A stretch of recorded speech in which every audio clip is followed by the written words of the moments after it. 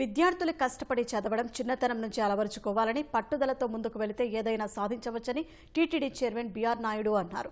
తిరుపతిలోని శ్రీ పద్మావతి మహిళా జూనియర్ కళాశాల 33వ వార్షికోత్సవంలో టీటీడీ పాలక మండలి సభ్యులతో కలిసి ఆయన పాల్గొన్నారు. కళాశాలలో మధ్యాహ్న భోజన పథకాన్ని బీఆర్ నాయుడు ప్రారంభించారు. ప్రతి విద్యార్థి లక్ష్యాన్ని ఏర్పరచుకోవాలని సూచించారు. కళాశాల విద్యార్థులు 100% ఫలితాలు సాధించాలని ఆకాంక్షించారు. వార్షికోత్సవ ఫంక్షన్ ఉంది, మీరు రావాలి. మధ్యాహ్న భోజన పథకం ప్రారంభించాలంటే నేను వచ్చాను ఇక్కడికి. మీరందరూ కూడా చూస్తా ఉంటే అంతా ఇంటర్మీడియట్ చిన్న పిల్లలు, మీరంతా కష్టపడి చదవాలి, చదువుకోవాలి. మీ తల్లిదండ్రులు ఎంతో ఆశతో మీ మీద నమ్మకంతో కాలేజీకి పంపించడం జరిగింది. మీకు గొప్ప అవకాశం ఉంది.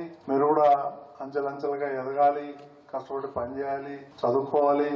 చదువుకున్న తర్వాత మీ భవిష్యత్తు బంగారు భవిష్యత్తు లాగా ఉండాలని మీ తల్లిదండ్రులు ఏదైతే కోరుకుంటున్నారో అదంతా కూడా ఫుల్ఫిల్ చేయాలి. పద్మావతి జూనియర్ కళాశాల ఏదైతే ఉందో ఇందులో సుమారు 1600 మంది చదువుకుంటున్నారని విన్నాను. దీనికి కావలసినటువంటి వసతులు ఏవైతే ఉన్నాయో వాళ్ళు అడగటం, నేను వెంటనే ఏం కావాలంటే అది చేసి పెడతానని చెప్పాను. ఇంత కాంపిటేటివ్ ఉన్నటువంటి సమయంలో కూడా మీకు 97% పాస్ అయ్యారంటే రియల్లీ గ్రేట్. కాబట్టి మీరందరూ శ్రద్ధగా చదువుకుంటూ, టీచర్లు చెప్పినట్టు వింటూ, లెక్చరర్స్ చెప్పినట్టు వింటూ మీరందరూ కూడా మీ భవిష్యత్తును బాగు చేసుకోవాలని కోరుకుంటున్నాను.